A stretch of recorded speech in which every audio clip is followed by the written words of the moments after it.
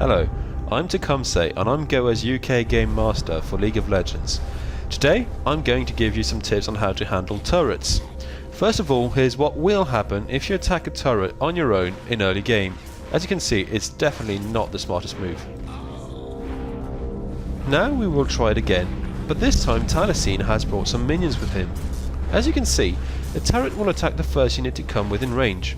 And if this first unit is a minion, the turret will ignore your champion until the last minion dies. The only thing you have to worry about is who will take damage for you. You should retreat before the last minion dies and leave you exposed. In the following example, we'll illustrate why you shouldn't attack a champion while he's in range of one of his own turrets. If you attack an enemy champion, the enemy turret will attack you even if you're still surrounded by friendly minions. If you want to destroy the turret, ignore the champions as much as possible. Last but not least, you can of course use turrets for your own protection. In this example, Boss has walked into Taliesin's trap. When he realises that he can't win this duel, Boss retreats to the safety of his own turret, with Taliesin in hot pursuit but unable to deliver the killing blow. Careful though, some players will be willing to die to kill you.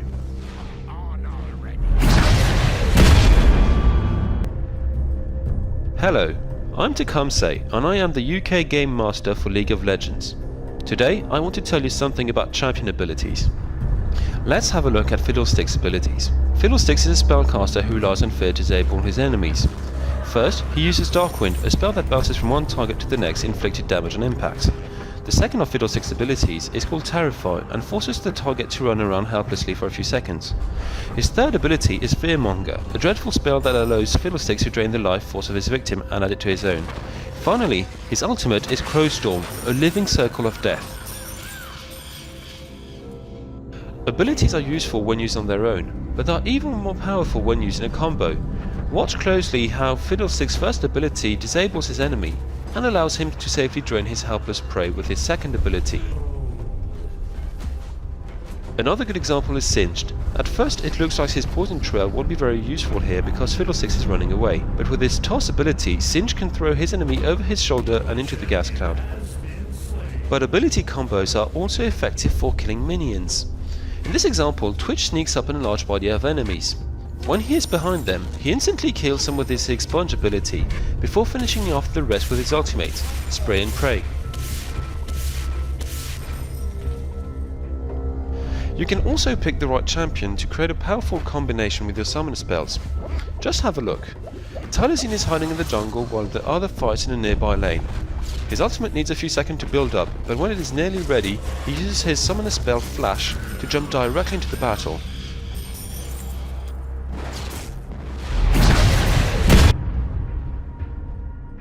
Hello, and welcome to the third tips and tricks video for League of Legends. My name is Tecumseh and I am the UK Game Master here at Goa. This tips and tricks video will give you some pointers on what inhibitors are, how they work and why you should be very careful not to let them fall to the enemy. As you can see, there are 3 inhibitors in each team's base. Each inhibitor is located directly behind a turret at the end of one of the 3 lanes. This means you'll have to destroy a lane's 3 turrets before you can get to its inhibitor. So what do inhibitors do? Their job is to suppress the evolution of enemy minions on the lane they control. In other words, if you lose one, each enemy minion wave on that lane will have a super minion in it. Super minions are much nastier than their ordinary cousins. They can wipe out minion waves, quickly destroy buildings and even kill overconfident champions. So is the loss of just one inhibitor the end of the game? Well, not necessarily. You see, inhibitors respawn after a few minutes, so when you lose one, it can be wise to defend your base for a while, before launching a devastating counterattack when it's back up. But remember, taking the loss of an inhibitor too lightly is the shortest trip to losing. Losing just one inhibitor might not be the end of the world, but losing another 1 or 2 is a totally different matter. If you have lost all of your inhibitors and the enemy has all of his up, you can safely tell your friends you'll be ready for a new game very soon. Or tell your mum you'll be down for dinner in just a minute.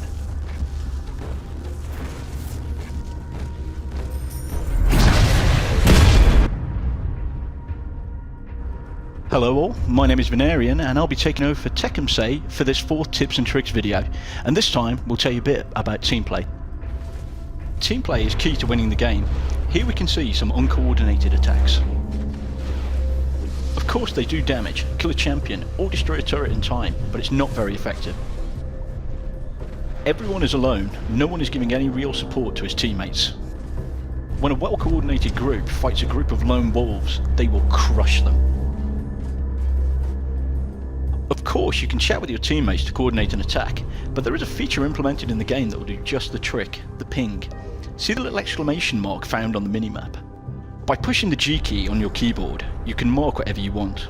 Meeting points in the middle of the map, enemy champions to attack, enemy structures to destroy with your righteous fury, or your own structures, should your team need to defend them.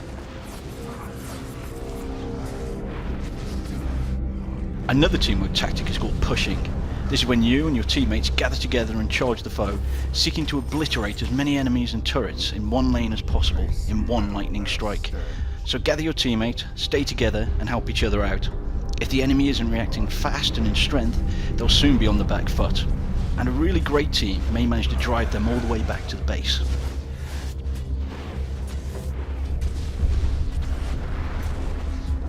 Finally, we want to show you that executing a trap requires solid coordination. Use the ping, use the chat, or whatever means you have available, but stay in constant contact with your teammates and help each other.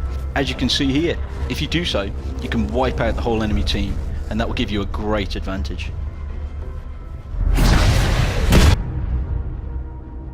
Hi all, and welcome to the 5th tips and tricks video for League of Legends. My name's Amir, and today we're going to tell you about those unsung heroes of the game, minions. All minions are born in the Nexus. Every 30 seconds, 6 of these guys will spawn and head along each lane towards the enemy base.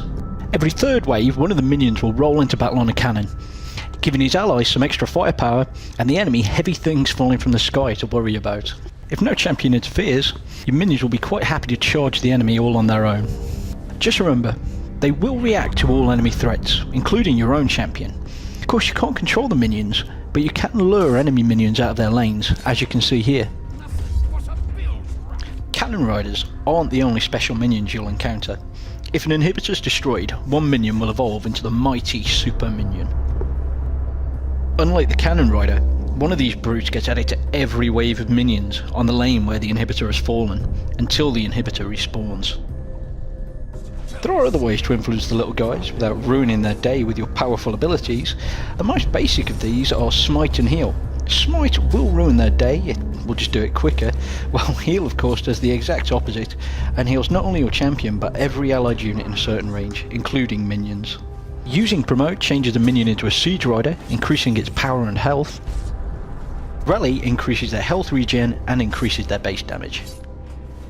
Deep in the forest, you'll run across wolves, wraiths and golems lurking beneath the trees. These guys will attack you or your enemy indiscriminately.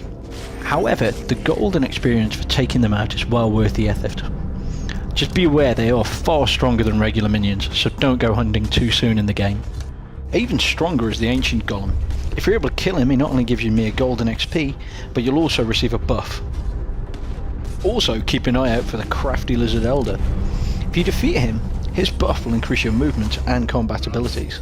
Deadlier still is the Dragon, seen here in Mortal Kombat with the rum-soaked, scurvy-afflicted Gangplank, who's doing quite well considering he's a drunken pirate. Nothing, however, compares to the dread power of Baron Nashor. Suitably marked by a huge, ominous red skull on the map, you're going to need a team of high-level champions to stand the slightest chance of beating him up, stealing his gold, and running away with his magical rewards. On a final note, we're really proud of the little blighters. Whether you're fighting with them or against them, they're absolutely awesome. We've even created a webcomic in their honour, The League of Minions, so go give it a read. Ahoy all, this is Amir. I'm the English Community Manager for League of Legends, and today we're going to be giving you a tour of the Summoner system. After logging in, you can see the League of Legends launch page. Here you'll get all the latest news updates, and be able to choose whether to jump straight into a game, tweak your summoner to suit your playstyle, or take a look at all the champions on offer. Taking a look at the summoner profile, you can get an overview of how you're performing. Next to your avatar, you'll find your name, and beneath that your current experience and level. To get an idea of how your last few games went, you can also check out the recent matches. Here you can see just how many runes you have available for each tier, along with the champion you've been using most often. This is a good way of finding out just who you've got the most experience with. On the champion tab, you can bring up a full list, from Alistair to Zillion, of all the champions available in the game. You can also choose to check out a specific style of character by clicking the tabs to the side. You might want an assassin, but specifically an assassin who can hold their own in a straight up fight, or a fighter who can throw spells even as they hack, slash and slaughter the enemy. You can get more detailed information on champions by clicking on the scroll in the corner of their portrait. You can get an outline for the champion's basic statistics in a format for quick viewing, and this will give you a good idea of their strengths. You can also get the full ability list for the champion. Alongside their normal abilities, you can see their ultimate and their passive. This tab shows you some basic tips and tricks, and the items and runes which are recommended for this champion. Finally, you can get a good look at the character's background and storyline. Moving on to spells, you can get a glimpse of what powers your summoner can choose from. You gather these as you level up, and here you can see what each individual spell does alongside a visual image of its effect in game.